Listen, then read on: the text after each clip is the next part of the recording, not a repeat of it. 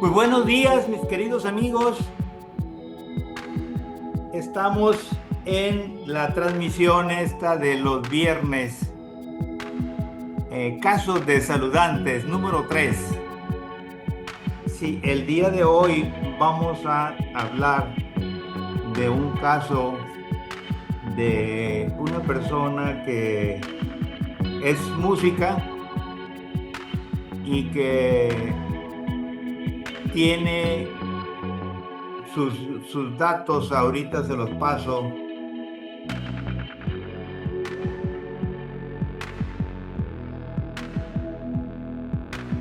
60 kilos,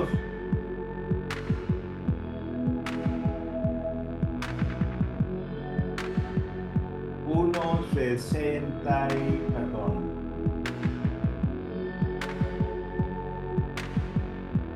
1,63 centímetros de estatura. Bueno, aquí el problema de esta muchacha es una muchacha de 33 años, sí, que padece una diabetes mixta y la calificamos como mixta en base a sus datos que corroboramos posteriormente con estudios de laboratorio, porque bueno, siempre pueden aparecer dudas y entonces hay que aclararlas, ¿no? Y aquí, de acuerdo a la fórmula, sería peso en kilos menos la diferencia entre la estatura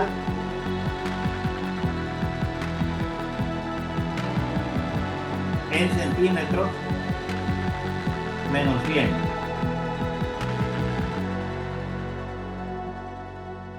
Y eso nos da 60 menos 163 menos 100.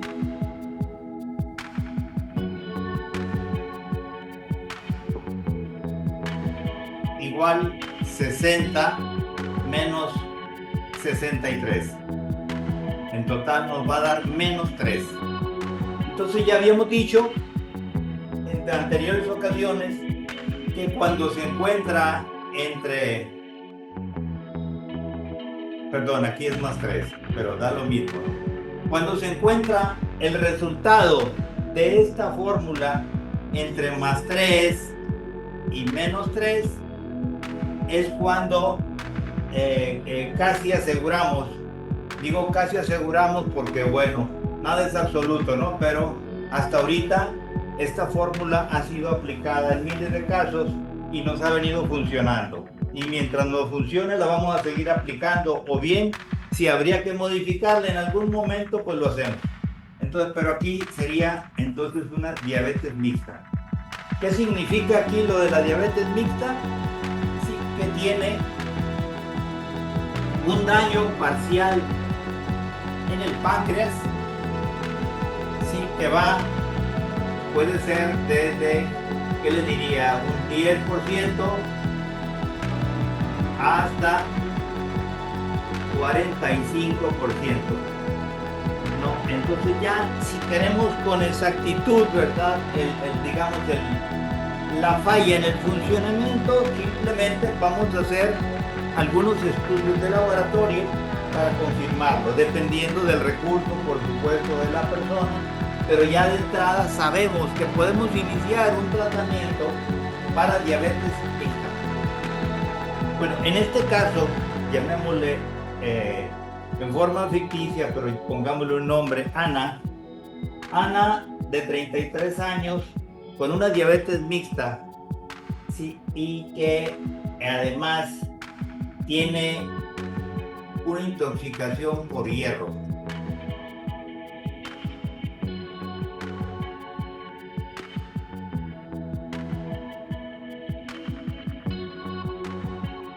Bueno, esta intoxicación por hierro fue debida a que esta persona sufrió COVID y en el COVID sí hay digamos, puede haber algunos daños o secuelas Sí, no en todos los casos, en algunos casos, y entonces hay que cuidar lo que es el hierro, la intoxicación por hierro, pero también hay que cuidar la coagulación. La formación de coágulos, y entonces eso se aprecia en un estudio que se llama dímero D. Sí, bueno, entonces eso es lo que tendríamos que ver en toda persona que sufrió COVID, sobre todo si fue un COVID en donde requirió oxígeno, o sea, estuvo grave o fue hospitalizado, y entonces aquí hay que checar, descartar esa posibilidad, ¿no? Y entonces vale la pena que toda aquella persona, digamos, todos estamos expuestos a eso. Entonces, en el caso del hierro se mide, la forma más correcta es con la medición de ferritina. Si nosotros tenemos una ferritina mayor de 100, es donde empieza la intoxicación por hierro, ¿no? Y en el caso de dímero D, ya lo que tiene que ver con la circulación, la coagulación, igual cuando hay una elevación también por arriba de 100. ¿Sí? O sea, hay, digamos, los valores de referencia que se utilizan, pues habría que ver si qué tan exactos sean, porque la verdad es que en mi práctica profesional yo he visto que hay problemas ya cuando hay, digamos, mediciones tanto de ferritina como de dímero D por arriba de 100, ¿no? Entonces puede haber trastornos de la circulación y, digamos, o han aparecido trastornos cardiovasculares, ¿no? Entonces de ahí la importancia de verlo, porque en cualquiera de los dos casos, sí, hay cosas que se pueden hacer para contrarrestar esta problemática. Bueno, entonces aquí tenemos que enfocarnos en lo que es la diabetes mixta. Diabetes mixta y la intoxicación por hierro.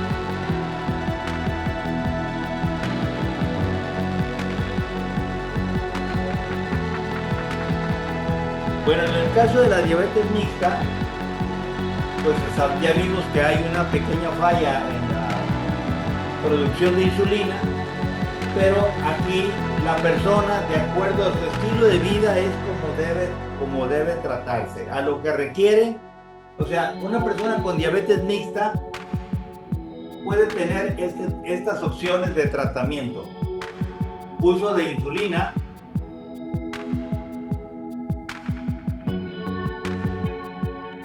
permanente o eventual insulina intermedia.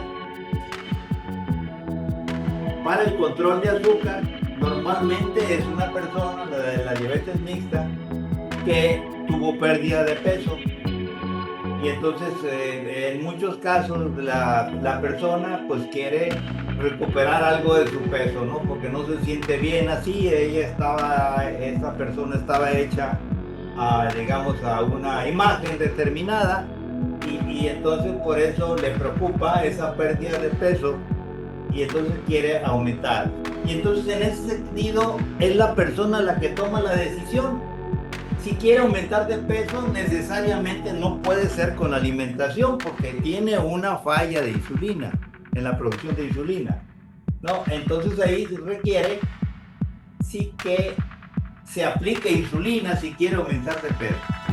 Sin insulina, una persona con diabetes mixta no va a aumentar de peso, nunca, por más que coma, ¿no? se ocupa para aumento de peso el uso de la insulina intermedia. ¿Por qué insulina intermedia? Porque si usamos una insulina de larga acción, va a bloquear la producción normal de lo que tiene permitido su órgano producir, y entonces, bueno, hay un bloqueo a la producción normal de la insulina en el órgano. Entonces, para evitar eso, usamos una insulina que tiene un efecto de 12 horas promedio.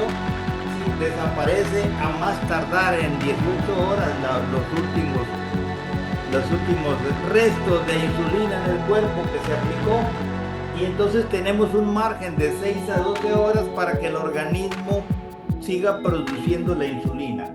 Si no, si usáramos una insulina de acción larga, sí, el organismo se va a acostumbrar a no producir insulina normal en el páncreas, y entonces, bueno, ya eso los va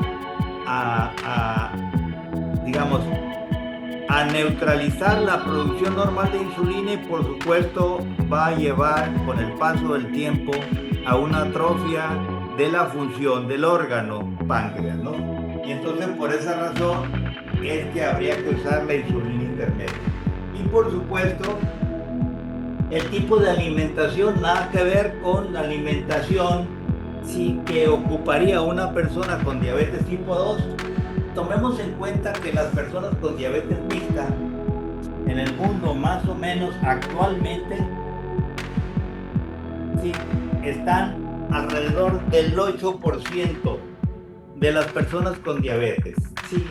Anteriormente, antes de la epidemia, sí, yo lo ubicaba ese porcentaje de acuerdo a las estadísticas que tengo yo de mi consulta, tanto presencial como virtual, y entonces se ubicaba la diabetes mixta en un 4%,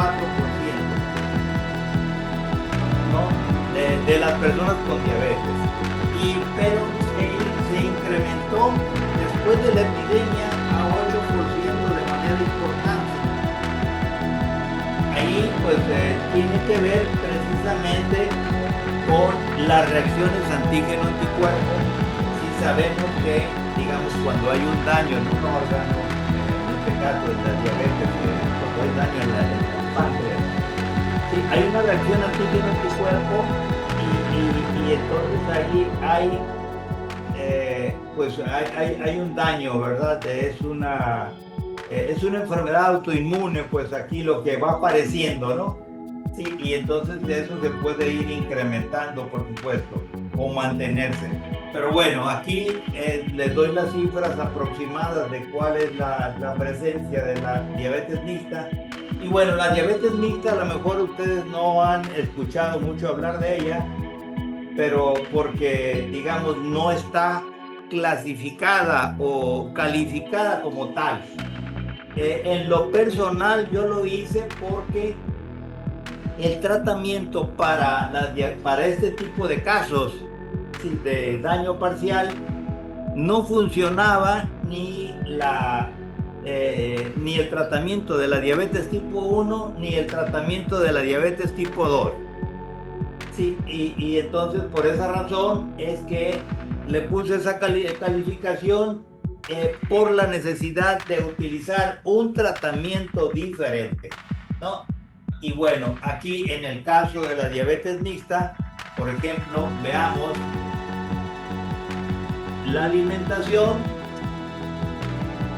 ¿Qué tipo de alimentación? Por supuesto, tiene que ser baja en carbohidratos,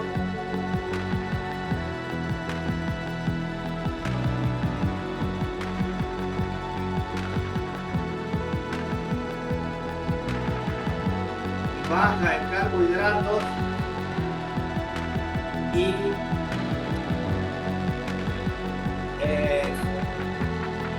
proteínas. Si no hay indicios de daño renal, pues es indistinto, ¿verdad? De acuerdo al gusto, pero en general conviene que sea moderada. De cualquier manera, Sí, cuando decimos moderada en las proteínas, sí, entonces estamos hablando de más o menos un consumo diario de 1 gramo de proteína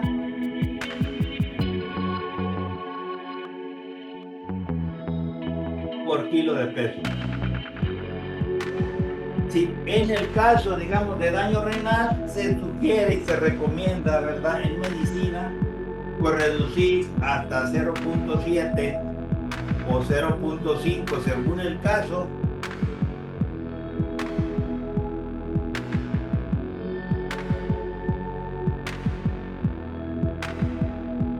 Sí, o bien, incluso en otros casos donde no hay ninguna problemática de salud, pues hay quienes pudieran manejar una cantidad superior. Hay una argumentación, hay una corriente médica que habla de la necesidad de más consumo de proteínas, a toda vez, digamos, de que se compagine, o sea, se acompañe con ejercicio, ¿no?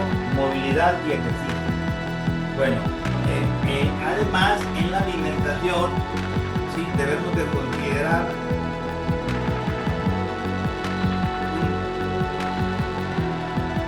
alto consumo de grasas saludables. Esto es para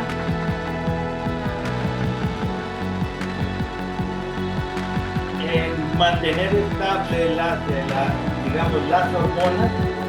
Tomemos en cuenta, ¿verdad?, que la materia prima para la producción prácticamente de todas las hormonas, incluyendo de algunas vitaminas como la vitamina D3, está basada precisamente en el consumo de grasas sanas, ¿no? Cuando hablamos de grasas sanas, más que todo nos referimos a grasas animales y vegetales, sí, pero naturales, o sea, que no sean procesadas. El problema, digamos, de las grasas no saludables es que son procesadas, ¿no? Es el caso de casi todos los aceites vegetales y mantecas que se utilizan para guisar, sí, y entonces esas son inflamatorias y además nos van a incrementar los niveles de azúcar en la persona con diabetes. Bueno, entonces aquí hay que considerar en la diabetes mixta, sí, como lo hicimos con Ana, lo que hicimos fue una alimentación baja en carbohidratos, pero para que no perdiera peso, sí, esa alimentación de carbohidratos, baja en carbohidratos, pero en ciertos carbohidratos.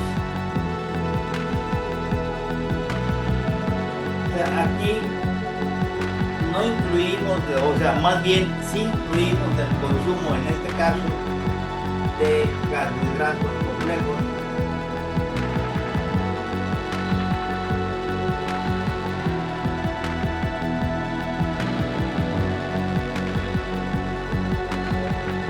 Y frutas.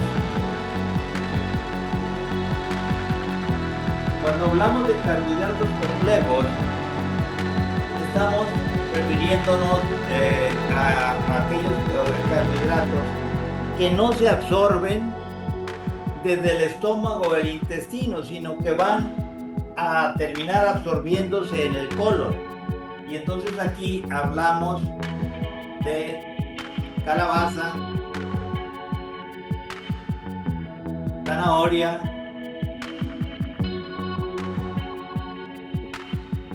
betabel,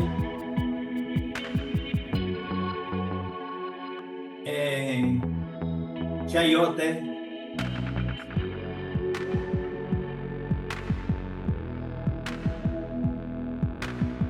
principalmente. Bueno, tenemos también la opción de la berenjena, aunque la berenjena a algunas personas no les cae bien, sí, por la presencia de lectinas que pudiera traer. Las lectinas son sustancias que producen las mismas plantas, digamos, para protegerse de los animales depredadores, ¿no?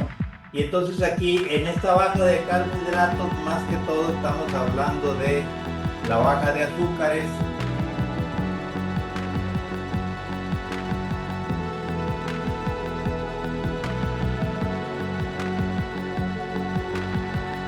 o sea, reducir azúcares, el azúcar normal, blanca que le llaman, ¿no? Y reducir, evitar endulzantes artificiales,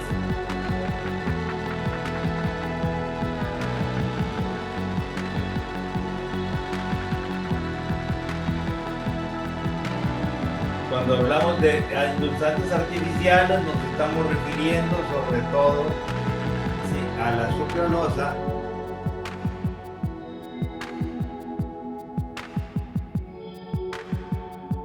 y el aspartamo,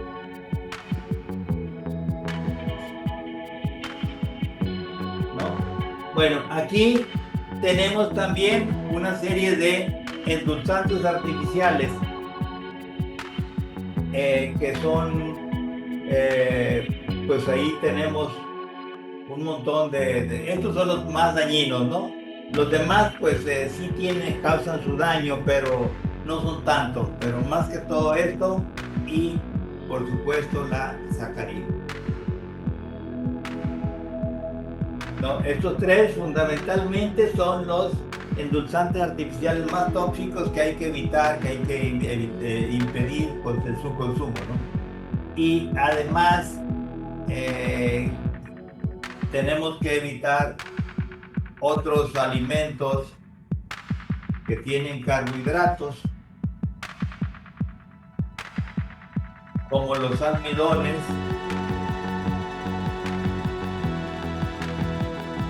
y ahí incluimos, ¿verdad?, la avena, incluimos también la papa. Esto no quiere decir que este tipo de almidones no los vamos a consumir el resto de nuestras vidas, sino que es, digamos, una suspensión temporal hasta estabilizar, equilibrar los niveles de azúcar en sangre, ¿sí? Y por supuesto eliminar las azúcares en la orina, ¿no? Y bueno, además de eso, en el caso de otros alimentos que tendríamos que considerar serían no granos, por supuesto. Es una suspensión temporal, como les digo, ¿no? Hay unos granos más que incrementan más los niveles de azúcar que otros, pero los hay. Entonces, no granos. Los lácteos, por supuesto, también. Todos los lácteos, ¿verdad?, pueden incrementar el nivel de carbohidratos, sobre todo los envasados, ¿no? Cuando son lácteos naturales, no tenemos esa complicación, pero aquí sí la tenemos, ¿no? O con casi todo lo que consumimos nosotros del supermercado. Sí, también dijimos que no almidones, no harinas, por supuesto, ¿no? Sí, porque de las harinas, sí, ahí vamos digamos, a tomar, o sea, al comer harinas, sí, prácticamente no solamente nos vamos a inflamar, sino que el nivel de carbohidratos y de azúcares en sangre van a incrementarse, ¿no? Aquí entran, más que todo por la cuestión, aparte del carbohidrato, es el gluten, ¿no? Que es la sustancia, sí, que puede ser inflamatoria y que incrementa la producción de azúcar del mismo cuerpo, aparte de lo que es el consumo del carbohidrato de la harina. Y bueno, principalmente esto sería, digamos, lo que había que considerar. Hay alimentos con exceso de grasas no convenientes, ¿verdad? Que, o con exceso de grasas, por ejemplo, omega 6, como son los cacahuates, por eso no es recomendable su consumo, ni tampoco los de soya y sus derivados, ¿no? De soya, bueno, pues ahí es posible consumir, como lo ha hecho la humanidad a lo largo de la historia, la soya fermentada. Si es soya fermentada no tiene problema. O sea, la soya fermentada, ¿verdad? La salsa de soya, pues, ¿no? Estoy hablando de la salsa de soya. ¿Qué le encuentran ustedes, verdad? Como salsa tipo tamari. Pero tipo tamari natural, porque ya están también adulterando esta salsa tamari, las marcas, ¿no? Tamari natural. Sí, esta no tiene ningún efecto negativo, ¿verdad? En el organismo, y entonces hay que, como saborizante y para la preparación de diversos alimentos, pues puede ser utilizada, ¿no?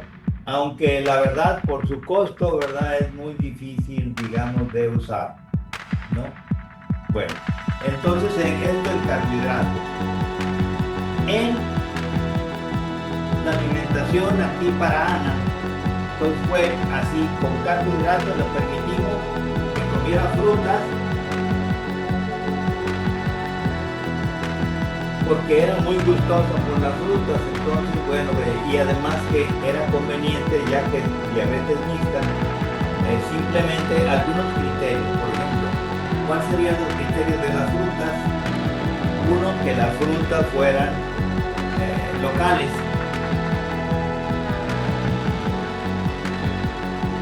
de temporada.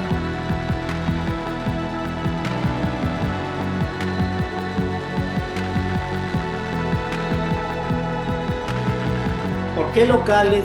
Porque fíjense que en la naturaleza hay ciclos en donde dan vuelta, sí, las diferentes sustancias, entre ellos los nutrientes, minerales, vitaminas. Y cuando nosotros consumimos una fruta local, sí, estamos tomando del ambiente en el que estamos, en el que vivimos, estamos tomando los nutrientes que le hacen falta al ser humano de esa región o de ese lugar donde está. Y entonces por eso es la conveniencia del consumo de frutas locales. Sí, o sea que las frutas que vienen de otros países o de otras regiones traen otra composición de nutrientes diferente a la que nosotros requerimos. Nosotros requerimos por eso la fruta local. Y de temporada, porque, bueno, porque ahí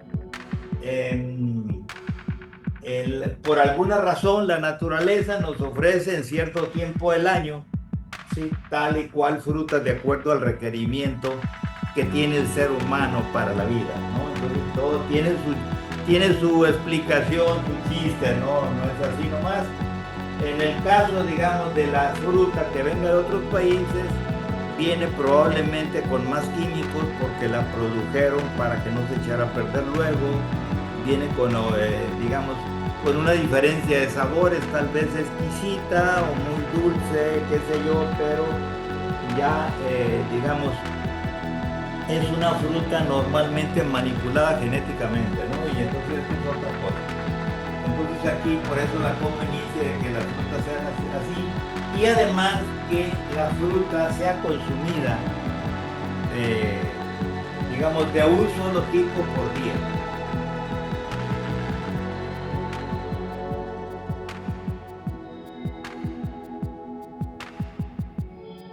Entonces, si la consumimos de un solo tipo por día, vamos a identificar rápidamente cuando somos intolerantes a alguna fruta o cuando nos incrementa demasiado el nivel de azúcar en sangre, ¿no? Y entonces por esa razón conviene. Cada persona es diferente, ¿no? Hay personas que su efecto, el consumo de una fruta es uno, y esa misma fruta en otra persona tiene un resultado diferente, ¿no?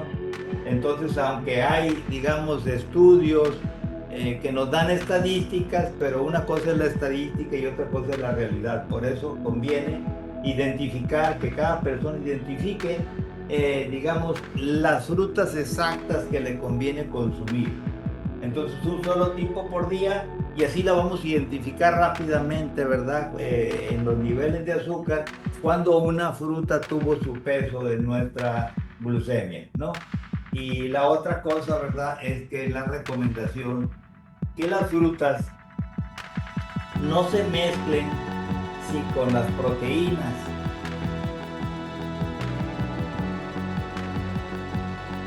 Al igual que los almidones, no mezcladas con proteínas. ¿Por qué? Porque van a dificultar la digestión y van a inflamar. Acuérdense que pues, las frutas tienen, y los almidones pues son azúcares, tienen azúcares simples, sí, y entonces van a fermentar junto con las proteínas, y entonces eso retrasa la digestión, la complica, congestiona, ¿verdad?, el estómago y los intestinos, y entonces de ahí que no convenga, aunque sean muy ricas, ¿verdad?, los platillos a veces, vea, qué sé yo, por ejemplo, pescado con salsa de mango, y en fin, tantos platillos exquisitos, ¿verdad?, que nuestro chef producen en sus restaurantes, pero pues son inconvenientes, la verdad, sobre todo para las personas que tienen diabetes, ¿no?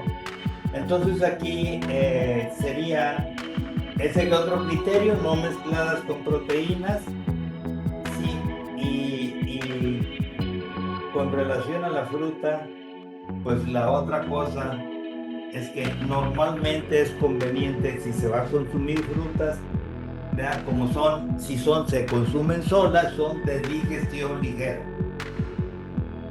Y entonces por esa razón, como son de digestión ligera, sí, es recomendable sí, que sea de los últimos alimentos del día,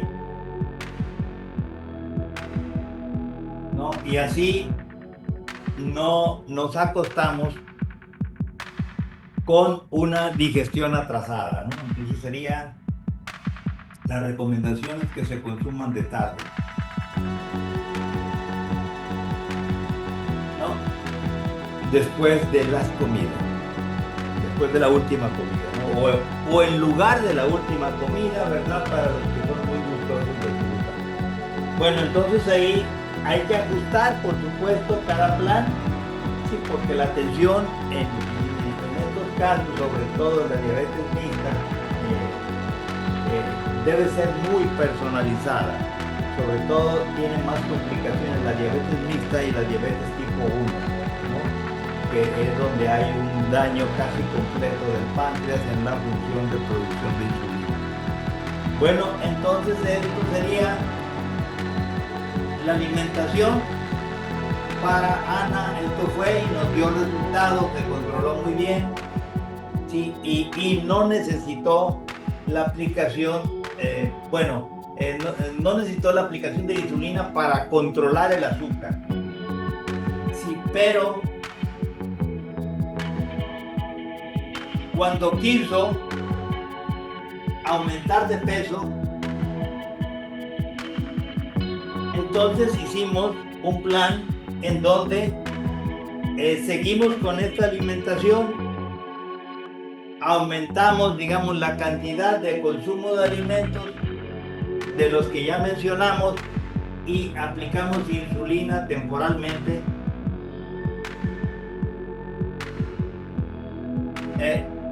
hasta que lograra los 3 kilos más que quería tener, engrosar algo más, ¿no? Y entonces después de hecho esto,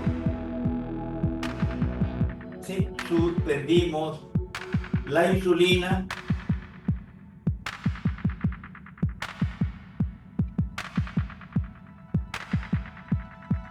y ya esa insulina se aplicaba nada más en ciertos periódicos, o sea, en ciertas condiciones, por ejemplo, celebraciones en donde te quería consumir alimentos que no eran tan favorables, días festivos,